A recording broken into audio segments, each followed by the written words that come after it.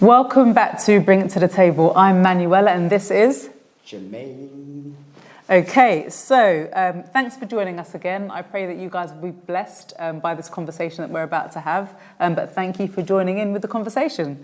So today we're going to be speaking about faith, a real important issue really. And we'll just be bouncing off each other really just in relation to this word called faith today. And I'm just going to see if Jermaine can just sort of, how would you describe faith? How would I describe faith? Okay, so what, without quoting the Bible or just my own general take on faith? Your own general take. My own general take. Yeah. Okay, so faith. So I believe that faith is something that we have confidence or trust in.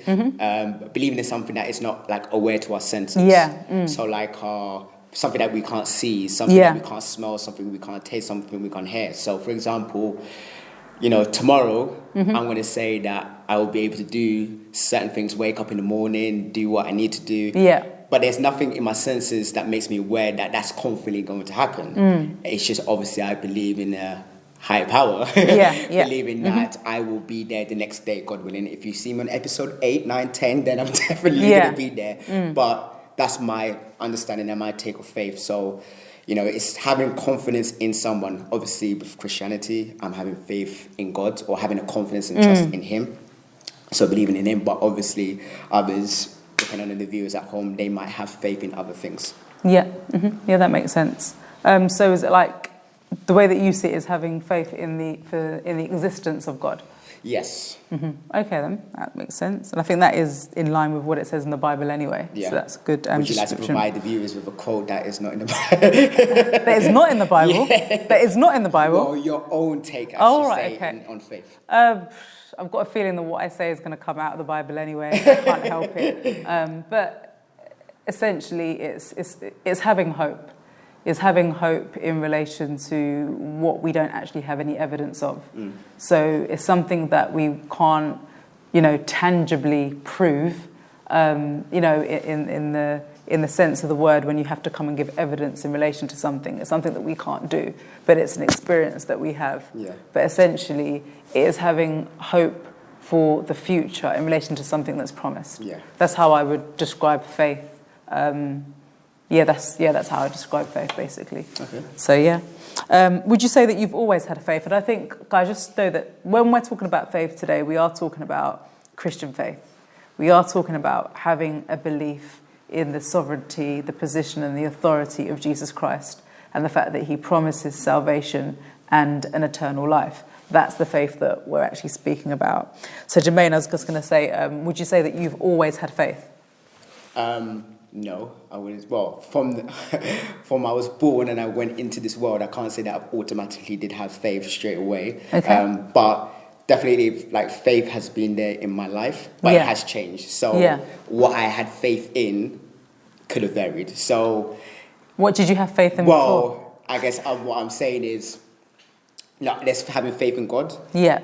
But there's also, I guess, this might kind of sound a bit weird, but having just faith in the miracles, but not having faith in God, if that makes sense. Yeah, I understand that. So I guess when you don't see things that you want to happen, then you lose faith in God or you don't believe anymore. So I guess there could have been like different various moments in my life where I guess you can have a dependence on the miracle rather than having that direct confidence in God. So but I'd like to say today that, I'm someone who has faith in God, who, has confidence in Him. It can change from time to time, depending on, like whatever kind of goes through. So, we will get tested in life. The heat or the fire will be turned up. And I guess that's when your faith does really truly get tested, and some people get wavered and they kind of fall a bit, or others, they're still strong. But, with God, what's so amazing about Him is, I guess even though we do fall off, we could always come back to Him. So yeah. Is that something that you say that you experience in terms of like your faith wavering, that kind of thing? Well, yeah. What in terms of like falling off and not really falling off, but like I suppose your faith wavering more so, because falling is like literally falling, Yeah. and then you'll be on the floor. Unless, I mean, if that does happen, Yeah. by all means share. But I was thinking more of your faith just sort of being maybe a little bit not steady. Okay, so I don't know if I've mentioned before, but when I was at university or before university, Yeah. I wouldn't say it was steady. I wouldn't Okay. say it was Yeah, rock yeah, yeah. solid. I Yeah. wouldn't say that, in terms of surrendering full lordship Yeah. and having that faith and confidence and belief Yeah. in him and in his word as well. Yeah. I wouldn't say that I definitely had that. Yeah. So it was unsteady. So Yeah. you would probably say that I was the foolish man who built his house upon the sand. Yeah. It wasn't, I didn't have solid foundations, and so, it was unbalanced. But, reading through his word and being able to, seek him more, I believe this solidify, my belief and my faith in him. Yeah. I mean, I agree that I think it is something that grows, and I think that the more we dig in deep to him, the more we understand what faith is, and what it means to actually have faith in God. Because from what you're describing there, I think that you acknowledge who God is, but at the same time you may still be disobedient, which might show that maybe that your faith isn't where it should be. Yeah. But I think, like, for me personally, what I can say is I think that, growing up, etc., I'd say that I didn't have an understanding of faith. Yeah. So I had some, but I didn't have too much of an understanding of it. So it wasn't that I, wasn't sure whether I believed in God. I was very sure that I believed in God, but didn't actually understand really what it meant to believe in God, which actually means surrender and to actually follow him fully. Yeah. I don't think I actually knew that I had to do that. Yeah. I knew that I had to follow him, but not necessarily follow him fully. I thought that I could have my rules and they could work alongside his rules. Yeah. Because I didn't understand the whole lordship and the whole surrender thing, basically.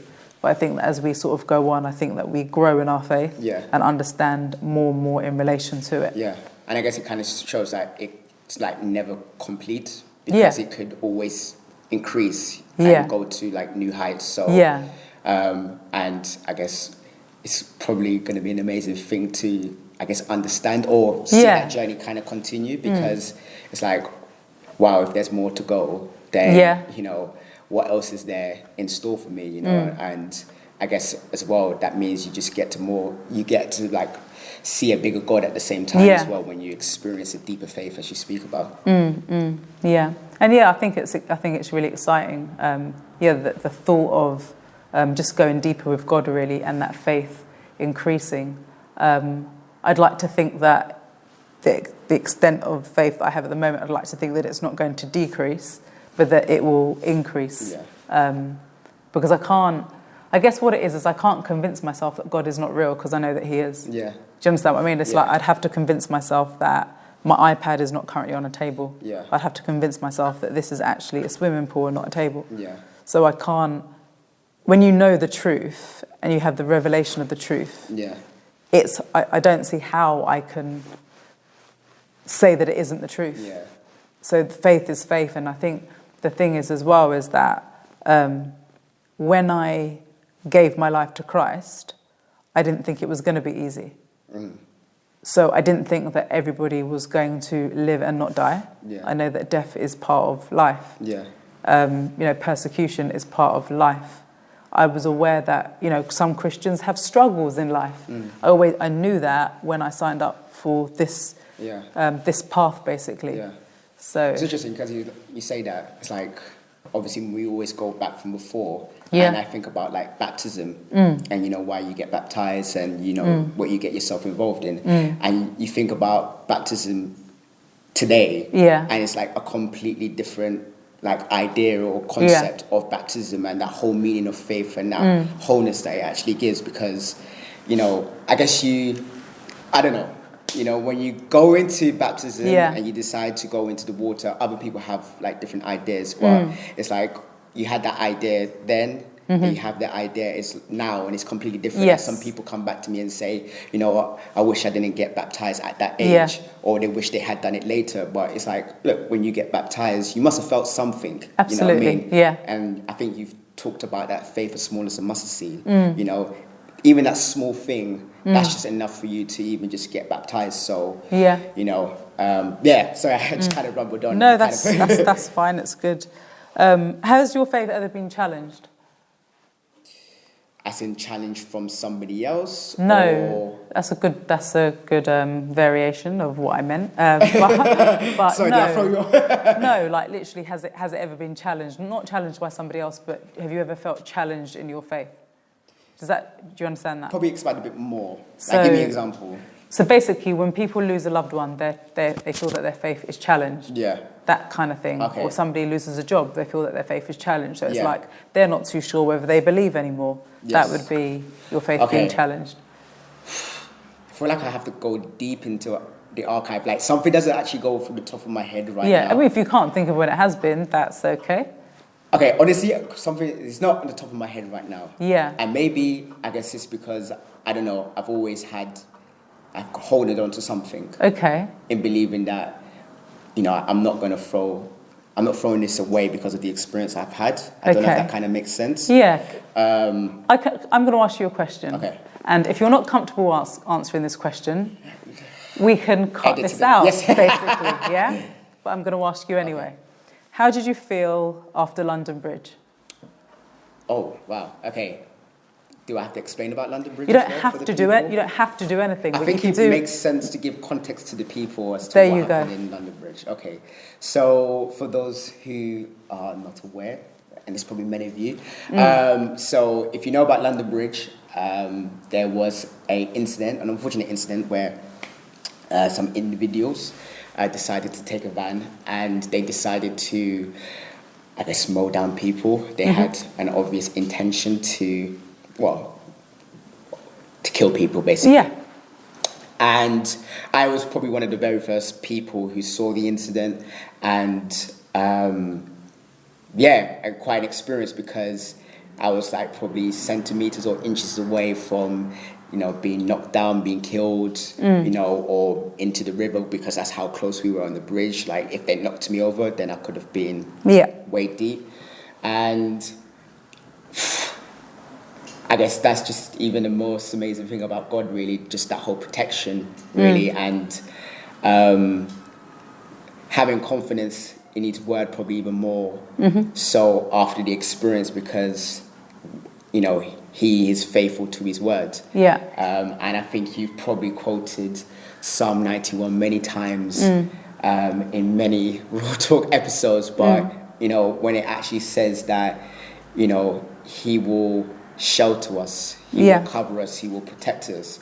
You know, having had that experience, you know, you just hold on to that really, and it makes you just so strong with Him because, look, I want to say that I want to be untouchable because of Him, but you know, I know other things can happen, and obviously because of sin we die and that sort of thing. But it's like you just have that such confidence in God to know that, you know, when you walk out in the street and you just believe that like He's got you covered. Yeah. He's got you covered. So after that incident, which was tragic really and really unfortunate that anyone would have to experience that, especially the people that lost their lives, did you question anything? Do you feel that your faith was challenged as a result of that at any point? I don't believe so. Okay. That's the honest opinion. Like, I'm looking back in the archive and I'm looking about just the chains of events that actually happened. I don't believe I questioned it to doubt God. Yeah. Because through everything, even being on the bridge, I still kind of had, even going past that near-death experience, you know, I still had that confidence where in my spirit I still wanted to stay on the bridge and help other people out. Yeah. And look, some people do run away from those sort of situations, but in my spirit I wanted to stay, and for me to stay there I must have had some sort of confidence and faith and belief that God was with me in that situation, and He wanted me to help out others who unfortunately who were casualties and who were hurt, and I don't believe that it put doubt in my heart or in my mind about God. Which is good, because I think the truth is that when so many people go through tragedy in life, losing a loved one or actually seeing evil right before their very own eyes, they do tend to question God. Yeah, I do understand what you're saying because, like, I mean, I was fortunate again. I have an experience where, I've had tragedy in my life in relation to like someone passing away, and it didn't make me question about God. But I know that for other people, it's like, why God did you allow that to happen? And it makes people move away from God because, again, they will look back to the word and they don't, obviously with different eyes, they give a different interpretation and they're wondering, well, God, what's happened, I mean, I hear that at different points, but given that, John the Baptist, great, prophet, had his head chopped off. Jesus Christ himself was crucified. Many of the apostles were persecuted. So there is nowhere really in the Word of God where it confirms that we will not go through these things and that we won't go through tragedy. People die. It's part of life in that sense. And I'm not saying that to be flippant in relation to it at all. But it's, as tragedy occurs, it doesn't mean that God isn't who he says he is. There may be a lack of understanding in relation to God. Look, sometimes I don't understand why God does not intervene in relation to certain tragedies that take place. That doesn't affect my faith in him. It just gets me to a point where I'm able to say, God, I don't understand. Help me understand, because I'd like to understand. I think that the world that we live in is, there is a lot of evil that's out there. And not everybody, it doesn't seem as if everybody is being protected because they're being hurt. But I still believe in God. I still believe that God is a God that is good. And God is a God that loves his children. And that would be all of us. And that he doesn't want even one of us to be lost. And he would not want to forsake any of us. But there are mysteries that I don't understand. And I more or less just have to say, God, you know what, I don't understand why these things are happening. But you understand, and I'd like you to tell me, reveal it to me. Yeah, of course. But, so far, the fact that there's bad things that happen in the world, it doesn't affect my faith. It makes me want to understand more. I still love God. I still will always love God, but I can't pretend that he doesn't exist because I know that he exists. Was there doubt that you because you made reference to there was a point where I guess you didn't understand about faith? And was there a point during that time where you felt that things were probably, you had a bit of doubt in certain situations? Or never. Did you always? Yeah, I have to say I've never had any doubt in relation to who God is. I may have had doubt in relation to who I was, in terms of my place in his kingdom, my, position as his daughter, my position as being a member of the royal priesthood and stuff. I had a lot of doubt in relation to where I fit, but I knew to a certain extent that God is God and God is great, and I think he's wonderful, but I didn't see where I fit in relation to that. So I'd say that I had no faith in relation to myself, but I have faith in relation to the identity of God, but I did have a lack of understanding in relation to how he could actually help me, and how I could actually feel at one with him. So that was a process that I had to go through, and that is to have that relationship established with God. That was definitely a work in progress. I definitely think I'm there now. That I think that I have a great relationship with God, as him as being my father, my friend, my comforter. The one that gives wisdom, all of that. I feel that connect with him. Whereas before, I felt like there was separation. But again, once you get that revelation and he starts working in your heart, I believe that the closeness comes together. So what do you think are the positives of having faith? Positive, that you know that God will always be there. That's the biggest positive that you can take, that you have confidence, real assurance. I completely agree with that. He is there, and you never let go of that. You know? And like I said, you could have times, you know what I mean, but you just hold on. And you know that he is there, and even look, the times that I probably walked away, he was there. Yeah. You know what I mean? So Always. he's always there, and that's like the biggest positive. We could obviously talk about many other things. Yeah. But just for me, it's just the highest. That's the thing that I just most focus on, and the thing that is just highest on the list, because that's the only, I guess, desire you really want is for him to be there in all things. So Would you say that there are any negatives about faith? Having faith? I want to say no again. Yeah. Just you see where your life was before when you didn't have faith, or the times where you probably might have lost faith, or it might have been unshaky. And it's like, again, you just look back at that and you're like, you have to have faith. And so it's hard to think about negative. I guess the only negative is obviously the enemy is going to test my faith. And that he is obviously going to try to break me down. So that kind of comes along with being someone of faith. Yeah. And that's just my personal opinion of, I guess, probably the only negative. But I just want to tell people that having faith and believing is probably the most positive thing that you could ever have. It is. If you carry enough faith anyway.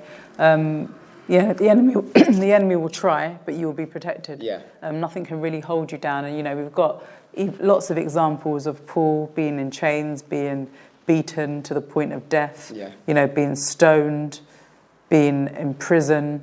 And in all things, he rejoiced. Yeah. He continued to rejoice, even though he was going through what he was going through. Yeah. I don't think what he was going through was positive or very nice, but his response was very godly. Yeah. And just showed the extent of his faith. Yeah. So, yeah. Would you say that you trust God? Like right now, 2019? Yes. Yes. No, yeah, I like to say that. I do trust God. Ask me in 2020, no joking, no. I trust God, and but I do believe that, like how we spoke about faith and how that can increase, I do believe that trust can also increase at the same time. Yeah. If you fully trust God, what's to increase? Well, I'm saying that I guess sometimes there might have been some situations where I've been like, I had trust, definitely, but then there's obviously a few curveballs that can be thrown in the situation. Yeah, and it's just like, and then obviously, like, he brings his word to remind us again that, trust in me, and believe in my word. So, yes, you love to put me on the spot, but well, this is all unrehearsed. As always. As always, I have a list of questions, but essentially, I don't know what Jermaine's going to say, and some of the things that I'm asking him, I don't know that I'm going to even ask. So, that's about it, really. Continue to dig even deeper. But guys, I hope that this is you've enjoyed the conversation that we've had today in relation to faith. It's one of those topics that we could continue to talk about, basically. But it's an important thing to have, and it's what we need. And it's also that, essentially, is that ingredient that we need in order to be deemed righteous. Yes. So, is there anything you want to say in closing? I feel like I've said a lot in this one particular episode. So, good. Yeah. But, I mean, my only thing I have to say is, it's a positive step, you know, and you just look at the encounters or look at the examples of faith. Yeah. We look at Hebrews 11 and it just talks about the many examples. And even when he spoke in Hebrews 11, he said he could have even continued even more about faith. Yeah. But like us, we have to kind of, we have to wrap it. And it's for you guys to, look at faith and look at the many examples. Yeah, go read Hebrews 11. Enjoy. Okay, until next time. All right. Bye-bye. Okay, bye.